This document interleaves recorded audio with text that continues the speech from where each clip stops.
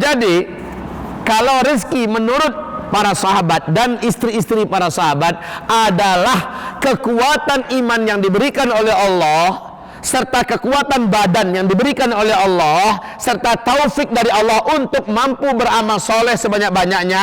Ini rezeki yang paling besar menurut wanita-wanita pengukir sejarah yang hidup di zaman sahabat.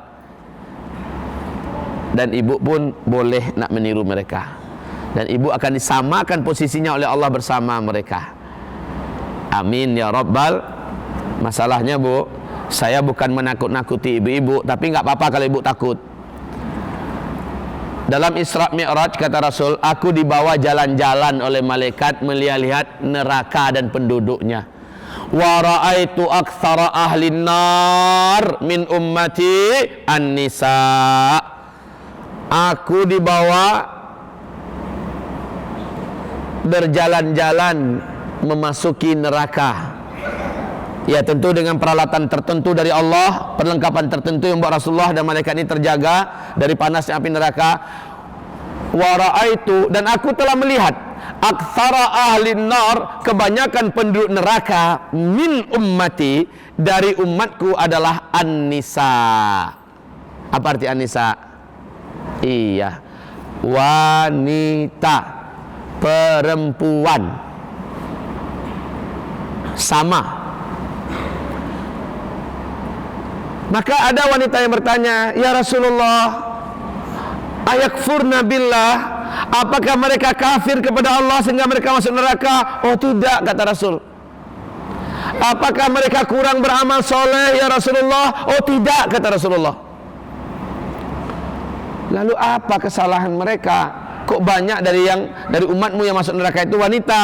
Jawaban Nabi adalah yakfurnal ashir, mereka banyak yang kufur kepada suaminya. Bagaimana kufur mereka kepada suami ya Rasulullah? Dijawab oleh Rasulullah, in ra'at min zawjiha syai'an lam tardah taqul ma ra'aitu fika khairan qattu. Kalau dia melihat pada suaminya sesuatu yang dia ingkari, sesuatu yang dia benci, dia langsung berkata pada suaminya, kamu ini laki-laki jelek, kamu laki-laki jahat, kamu tidak punya kebaikan, dan dia benci kepada suaminya. Padahal banyak kebaikan suaminya dia tidak anggap lagi semuanya. Yang dia lihat yang satu itu, dan dia menganggap suaminya ini sudah busuk. Yakfurnal ashir, mereka kufur kepada suaminya. Begitu ibarat Allah. Nah ini yang menyebabkan para wanita bukan kurang amal soleh, bukan tidak beriman pada Allah, bukan, dia beriman pada Allah tapi kufur kepada suami. Sehingga kalau diajak suami untuk beribadah di ranjang, nggak mau. Kenapa? Ternyata pesanannya ketika suami keluar negeri atau pergi ke mana tidak dibelikan. Ngapa nggak dibelikan? Nggak mau. Suaminya minta makan, masak sendiri, ambil di kulkas, buat sendiri. Sudahlah para istri macam itu, no service to you because you don't give me any gift. Ya kan? Kamu tidak oleh-oleh apa-apa untuk saya. Kamu tak cinta kepada saya, padahal saya sudah minta pun kamu tak beli. Dia anggap suaminya ini busuk.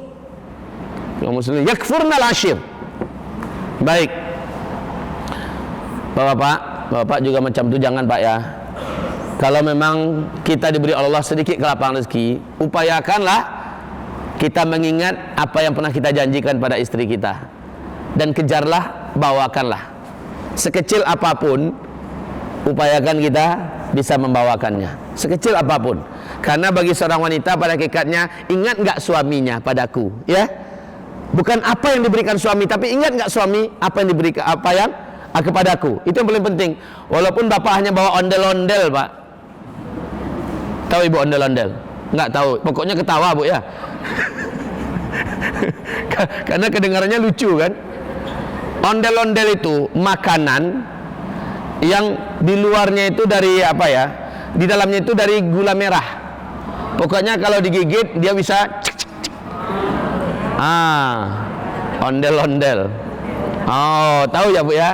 Nah, walaupun dia tahu istrinya suka itu, dan dia sampai ke suatu kota, yang di kota itu paling enak buatan ondel-ondelnya.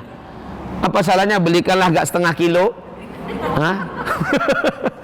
Belikan setengah kilo, suruh makan, nih dek makan semuanya.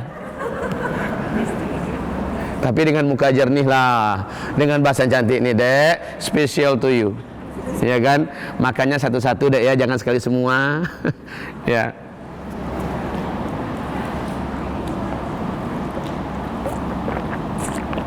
Baik.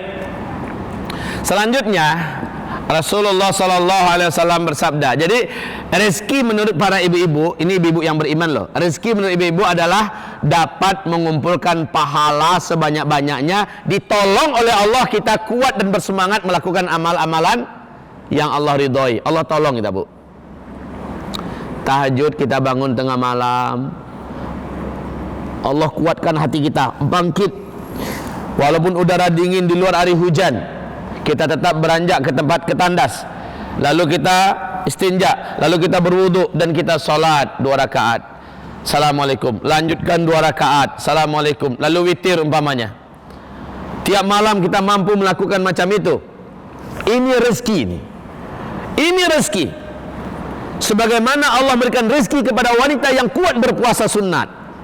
Senin Kamis kah, atau dia puasa bid, puasa tanggal 13, 14, 15 setiap bulan Hijriah, ya. Dia laksanakan puasa bid karena dianggap 3 hari melaksanakan puasa. Tanggal 13, 14, 15 sama 1 bulan penuh dia berpuasa pahalanya di sisi Allah. Dia kerjakan, mampu kita mengerjakan itu dianggap rezeki. Jadi mohon kita robah mindset kita, yang rezeki itu bukan hanya fulus. Kita mampu istiqomah dalam beribadah, itulah rezeki dari Allah. Wa ma taufiqi illa billah. Seseorang yang mampu beribadah terus menerus kepada Allah, itu adalah rezeki yang Allah taufikkan untuknya. Makanya ada doa, Allahumma ya muqallibal qulub, tsabbit qalbi ala ta'atika.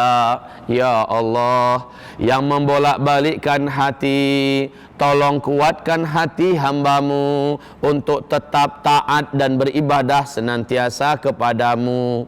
Wahai yang membolak-balikkan hati, tolong kuatkan hati ini tetap taat dan senantiasa beribadah kepadamu. Ya muqallibal qulub, tsabbit qalbi ala ta'atik, tsabbit qalbi ala ibadatik. Ya kan? Masya Allah. Allahumma a'inni ala dzikrika wa syukrika wa husni ibadatika. Ya Allah, tolong hamba ya Allah agar terus baik beribadah kepada Engkau, agar terus baik berzikir kepada Engkau, agar terus baik bersyukur kepada Engkau. Tolong hamba ya Allah.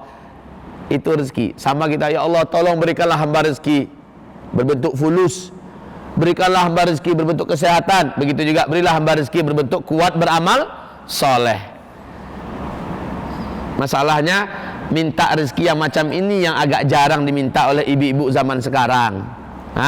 Kebanyakannya kan minta rezeki, ya Allah mudahkan balik aku ya Allah, cantikkanlah aku di wajah suamiku ya Allah. Boleh minta doa, cantikkan aku walaupun wajah itu takkan berubah pun. Cuma di pandang mata suami kita lah bidadarinya, kan boleh macam itu? Boleh minta sama Allah. Tapi kenapa kita jarang minta, ya Allah berilah hamba rezeki kuat beribadah kepada Engkau, berilah hamba rezeki istiqomah ya Allah, apapun juga keadaan hamba jangan sampai berubah ya Allah. Minta kepada Allah, itu rezeki. Dan terakhir, rezeki yang paling dicintai oleh setiap ibu-ibu adalah masuk surga. Ya Bu. Ada di antara ibu-ibu yang tidak ingin masuk surga, angkat tangan. Kita bawa ke rumah sakit jiwa. Kalau ada di antara wanita-wanita atau laki-laki yang tidak ingin masuk surga, berarti sudah sakit jiwa tuh. Semua wanita yang saya temui, semua laki-laki yang saya temui Pak, sampai-sampai saya masuk penjara.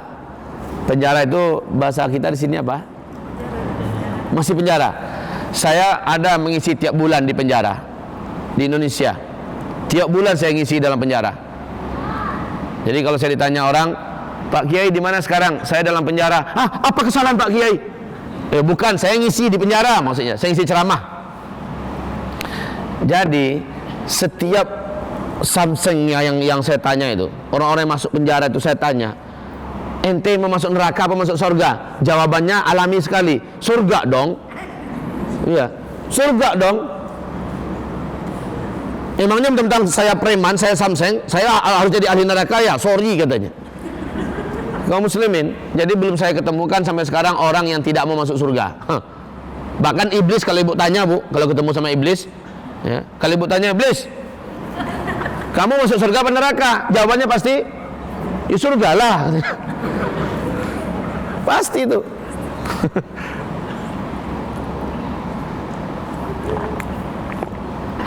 Nah, tapi bocor gelasnya bu ya.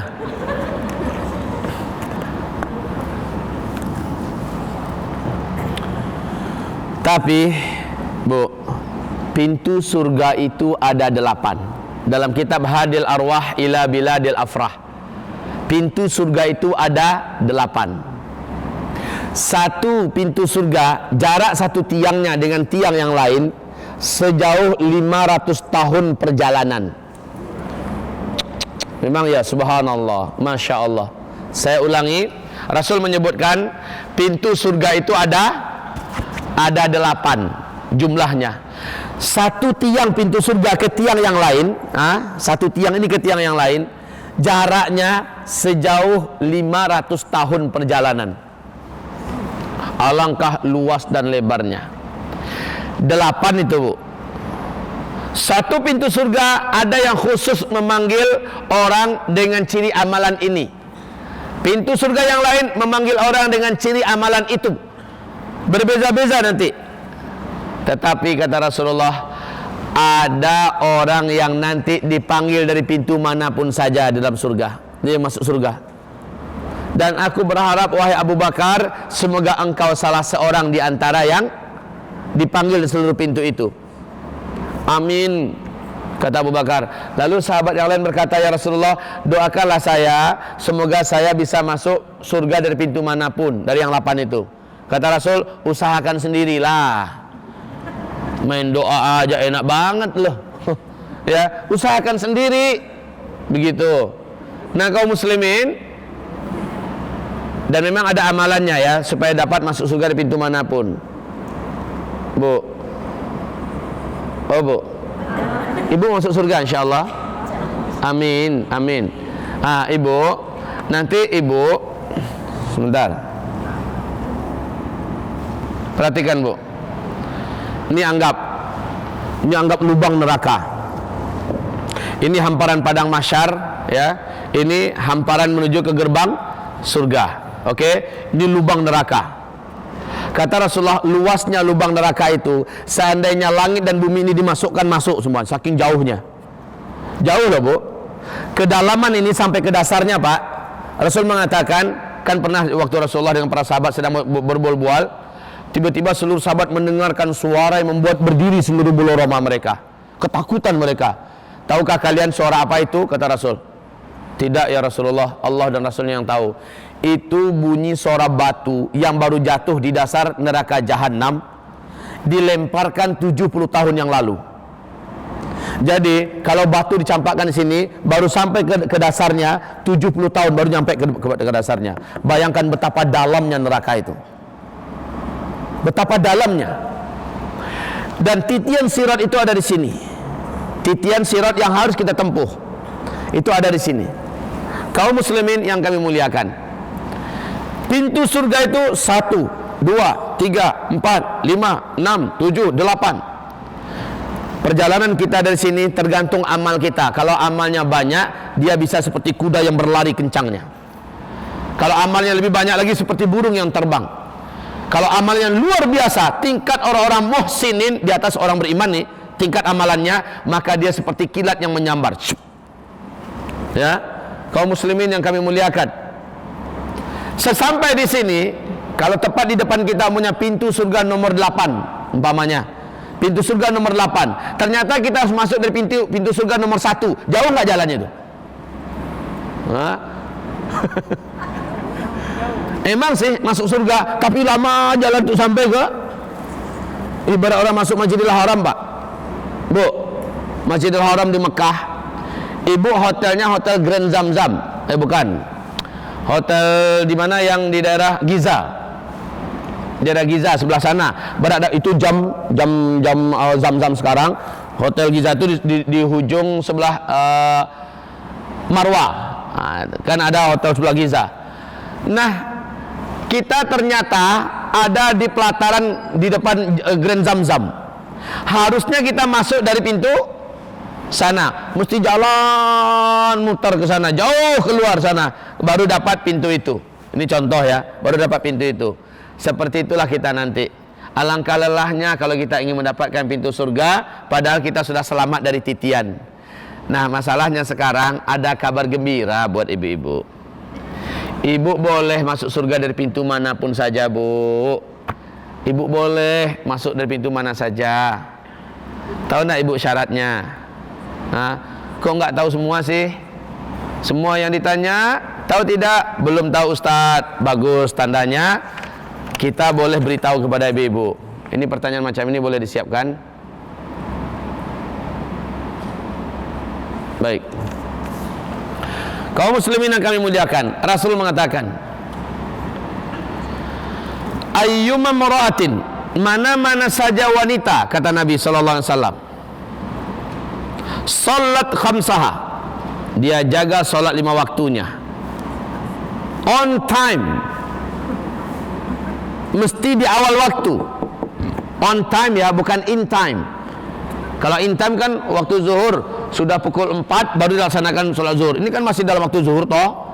Itu in time tuh. Tapi kalau on time, hayya 'alas shalah, hayya 'alas shalah, dia sudah mengembangkan sajadah. Nah, ini on time. Silakan ke masjid bila dia mau, dan silakan di rumah bila ia memilih di rumah. Yang penting on time. Sholat 5 waktu dia jaga. Dan sholat itu tidak ada di kodok-kodok. Sholat itu tidak pakai kodok-kodok. Ketika dia jatuh haid, sedang nifas, ya, bukan berarti sholat yang dia tinggalkan selama haid itu nanti dia kodok di luar. Kan ada ajaran macam itu saya dengar sekarang. Enggak begitu ya. Masa kami jahiliyah dulu, Pak Ustadz, Pak Kiai, banyak sholat yang kami tinggalkan, boleh nak kami kodok sekarang? Kami dah tobat sekarang nih. Tidak ada. Kunna nu'maru biqada'is shaum wala nu'maru biqada'is shalah. Kami cuma diperintah mengqada' shaum, puasa, dan kami tidak diperintahkan untuk mengqada' salat. Ya. Kemudian wasamat syahraha.